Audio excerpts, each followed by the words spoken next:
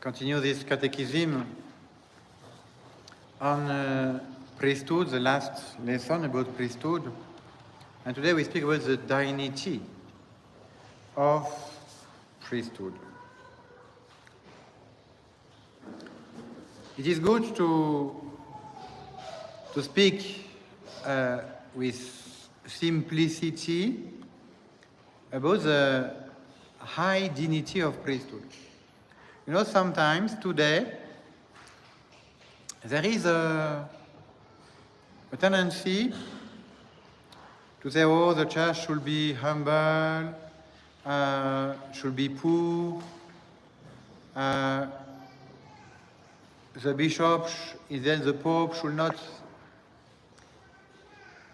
manifest too much their power or too much their dignity.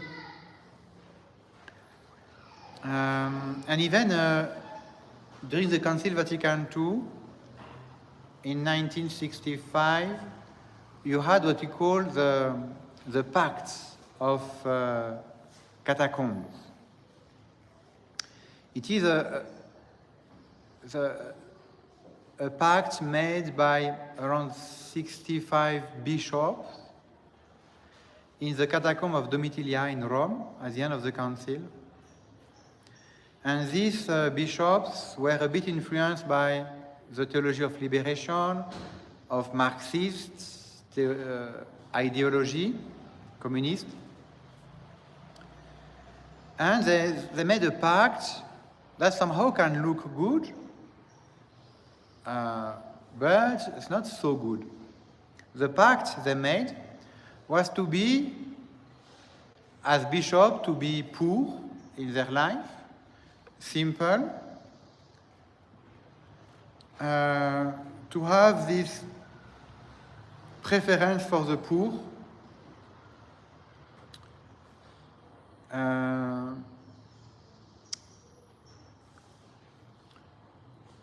and to avoid any kind of manifestation of their power or dignity. And somehow it can look very good. So yeah, that's humility. The church doesn't want to be mixed up with power, with glory, with money, with showing off something. Pope Francis, you can see, was totally in the line of this understanding to be normal, okay? Normal, simple, poor, to stay far of the pomp and dignities.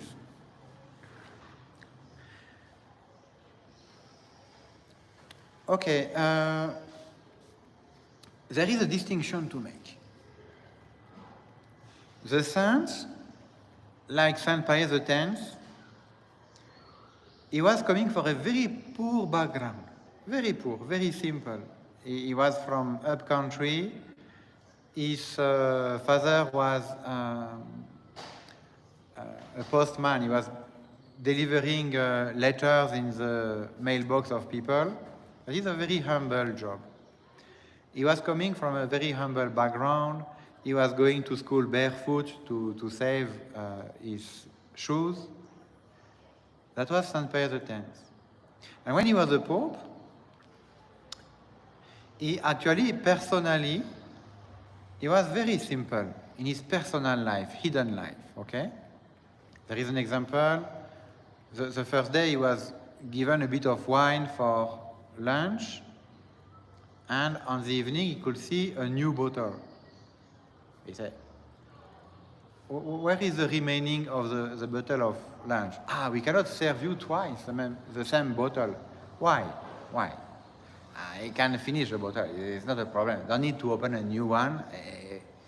No, personally, for his own personal life. He was very simple and very poor, and he has written actually, I have been born poor, even I have lived poor, and I want to die poor.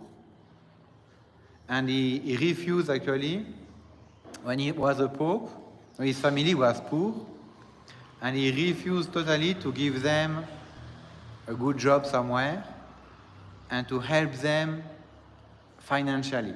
So, no, you are poor, we know where we are coming from, stay what you are. Okay. And himself, he kept his poverty. But now, as a pope, he's the successor of Saint Peter. He is a statesman, and he has to stand for a certain dignity. Not for himself, but for the church. For the church to be respected, you have a certain kind of standing. And this is right because we are human beings. And as human beings, we have to respect institutions. We have to respect some protocols, some ceremonials, because they are a way of teaching something.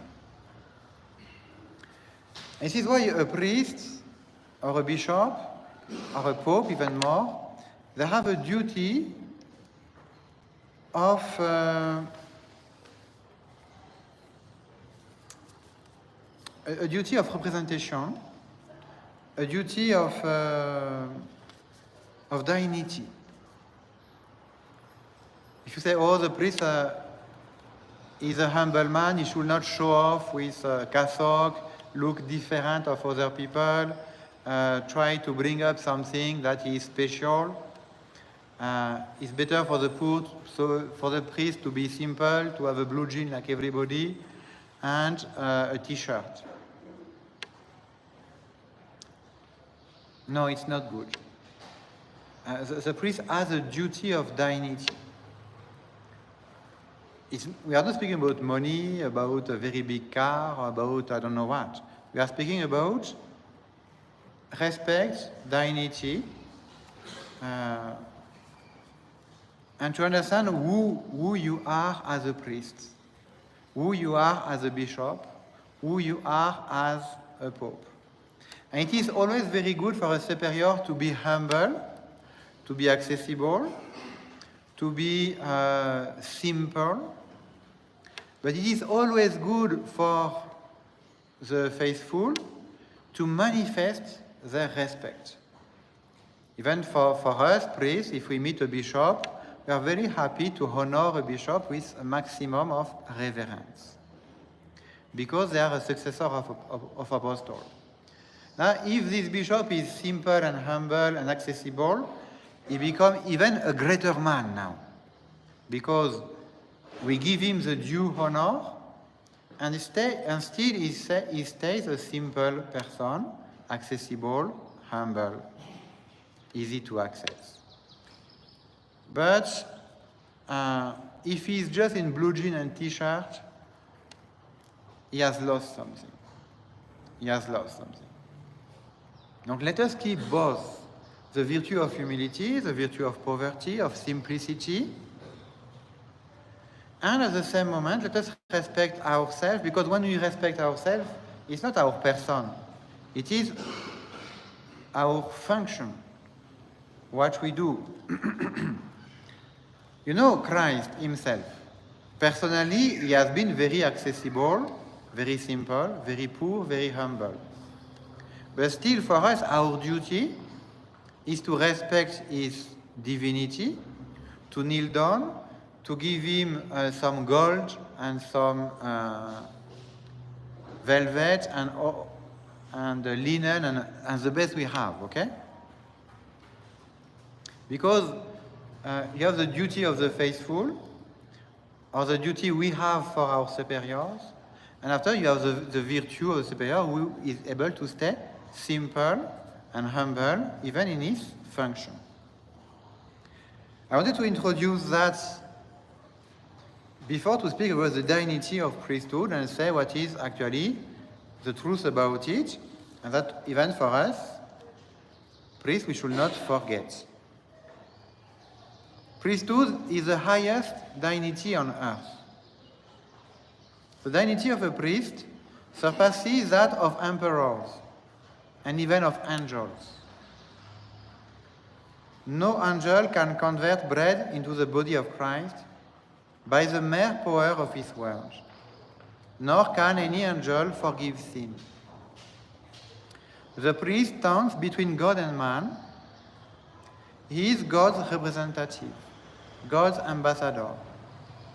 Therefore, whatever honor we pay to the priest, we render to God himself.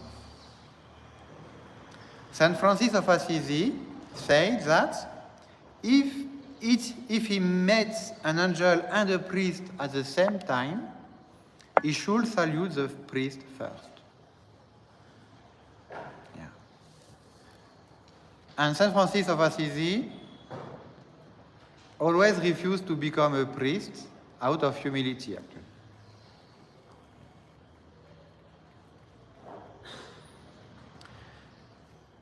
It's just important to acknowledge this dignity of the function, of the role.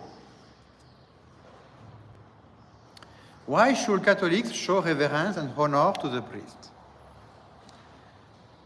Catholics should show reverence and honor to the priest because he is the representative of Christ himself and the dispenser of his mysteries. The dignity of a priest is higher than any earthly dignity, for he is the representative of God. He has power that the most powerful civil rulers do not possess. The humblest priest, by his word, can call down God upon the altar and convert bread and wine into the body and blood of Christ. He can say to the sinner, I absolve thee, and the sinner's soul is saved from hell. What earthly dignity can compare with this? Not even the Blessed Virgin possessed the power to forgive sins, to grant absolution that erases the very guilt of sin. Yeah, the Blessed Virgin Mary cannot do that.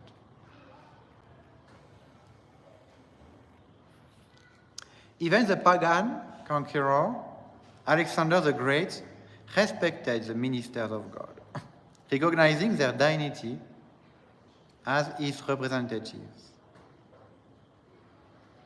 In one of his military expeditions, he came to Jerusalem. The people were in a state of great fear and offered prayer to obtain divine protection. The high priest, with the rest of the clergy clad in their ceremonial vestments, finally went to meet the king to beg for mercy. When Alexander saw the high priest, he bowed down low before him, while all present were filled with surprise. Upon later being asked by one of his generals why he had so humbled himself before one whom he had conquered, the king replied, I did not pay reverence to the man, but to God, whose priest he is. So this is exactly the middle ground we have to find. The priest should not be proud, should not be thinking that he is the one to receive the reverence. You know this story that is told about this donkey who is charged with precious relics of saints. And when the donkey comes with the relics, everybody is kneeling down. And now the donkey starts to feel very proud and see, I am someone very important because everyone is kneeling down in front of me. But actually it's not in front of the donkey. It's because of the relics that he carries. And that is exactly the same case for the priest. As a human being, he is just a donkey, okay? But this donkey carries a function, carries a dignity, carries a role. And when you respect a priest, you don't respect the man for himself. you respect Christ himself, who is represented through this poor man. Okay? Yeah. But I did not pay reverence to the man, but to God, whose priest he is. We owe the priest reverence due to his dignity as representative of Christ, even if a priest's life does not correspond with the requirements of his office. We should give respect. This we offer to his office. And now when we say that about the priest, much more about the bishop and much more about the pope. Even if the pope is not so good, if the bishop is not so good, even if this priest is not so good, we honor the representative of Christ. And the Pope is much more a representative of Christ than a priest. And this is why, even if we can regret something about any member of the hierarchy, even if we can personally feel that this priest, this Pope, this bishop is not what he should be, okay, maybe we are right, maybe it is true, but still, we have to show maximum respect for the role, for the office. It's not always easy, of course. All of us, we prefer to respect people who are respectable, okay? All of us, we prefer to love easy people and to respect good leaders. But I think we can understand these distinctions and give maximum respect to the Pope, to the bishops, and also to the priest as a representative of Jesus.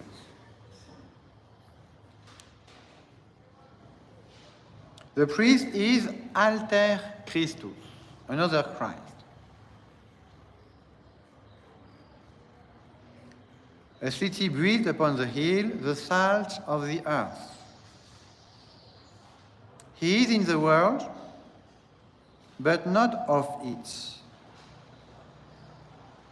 St. Francis of Sales said of priests, I will close my eyes to their faults and only see in them God's representatives.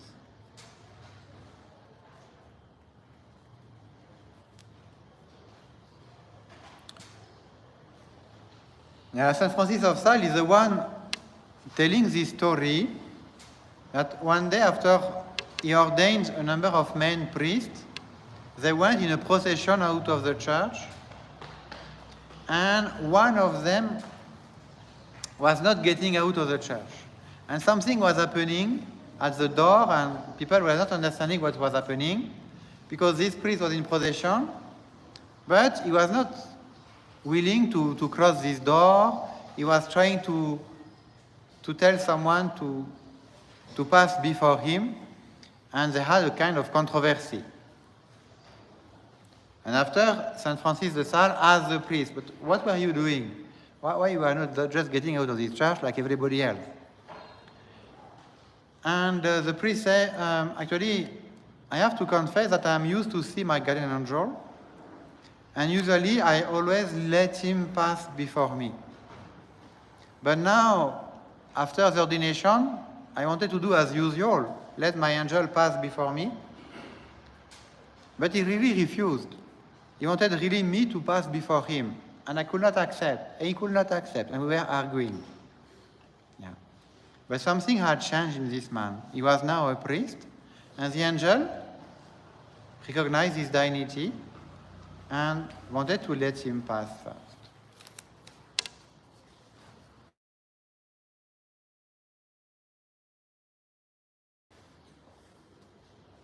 When we meet a priest, we should salute him. After the other ceremonials can vary according to the customs, the place, the countries. Catechism is saying women and girls should bow, men and boys should raise their hats. But maybe men are not wearing hats. Women and girls can still bow if they want. In some countries, like in Italy, they kiss the hand of the priest.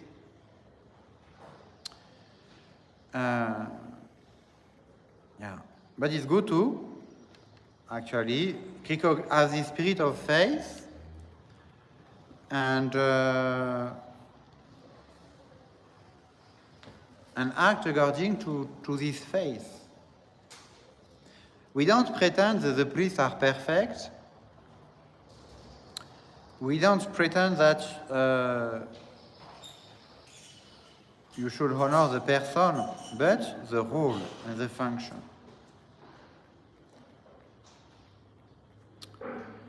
We should not gossip about the priest, about anyone actually, but especially about the priest, even if we should notice something we do not like in him. To calumniate a priest is a sacrilege. One who lays violent hands on a priest is excommunicated. To be the priest, there is an excommunication. Because he is not just a man, he is a representative of God.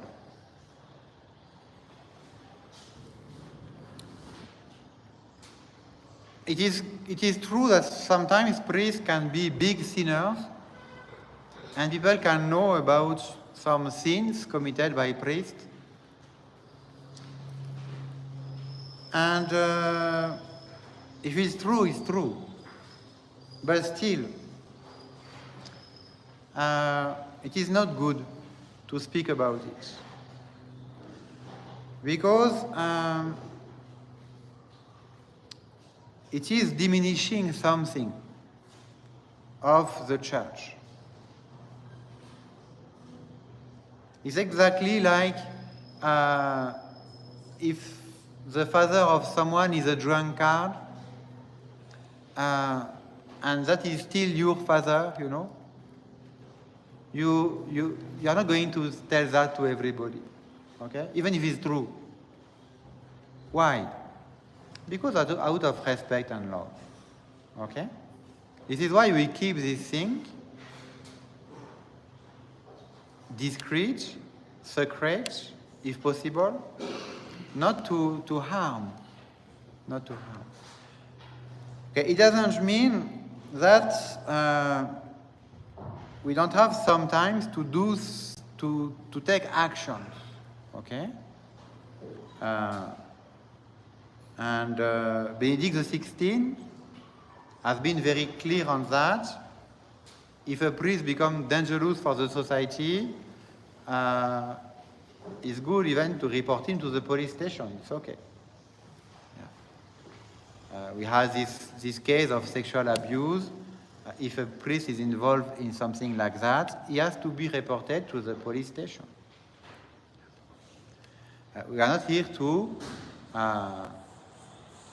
entertain something that is unacceptable and damaging for people, for faithful, for the faith of the church. But it is different to do your duty when you are in this situation, okay? And it's different to create an internet website, to post everything you hear, all the stories you hear, for the sake of gossiping online, okay? That is not helping the Catholic Church. It's not helping this priest. And also it's not fair and just, because maybe it's a calumny, maybe it's not true, maybe he has a right to defend himself and to speak for himself.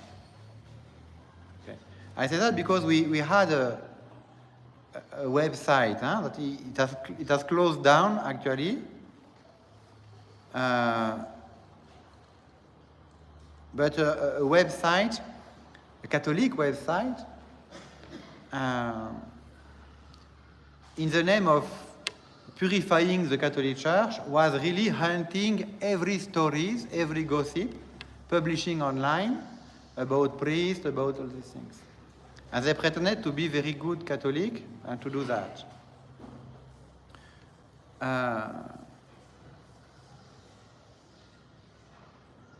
But you know, a lay person who is behind a screen is not someone who has access to maybe the investigation from police, from all the witnesses, to understand exactly what has happened. Okay. It is totally wrong to expose things under the pretext, maybe to protect the Catholic Church.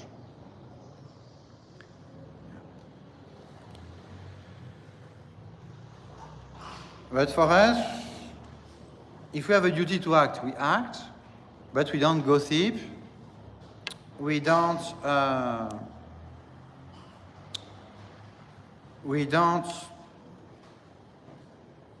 damage the image of a priest.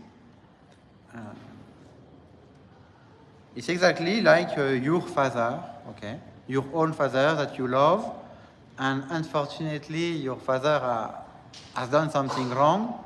You don't want it to be published that the whole village can know and laugh at him, you know? That is just common sense.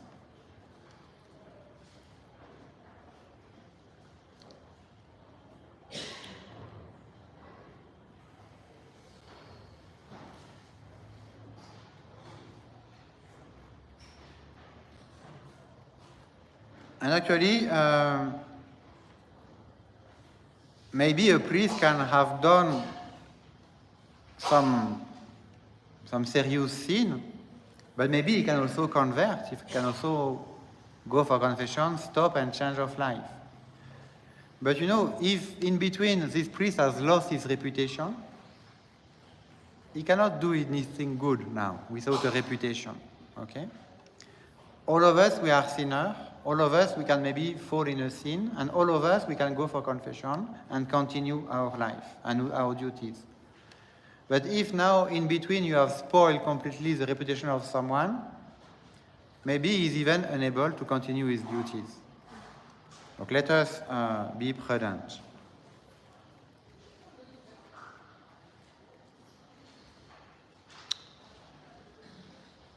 And that is valid for everybody, not only for the priest. This is why to gossip about something serious is a mortal sin. It's a mortal sin because someone can lose his reputation, and when he has lost his reputation, that is a serious damage.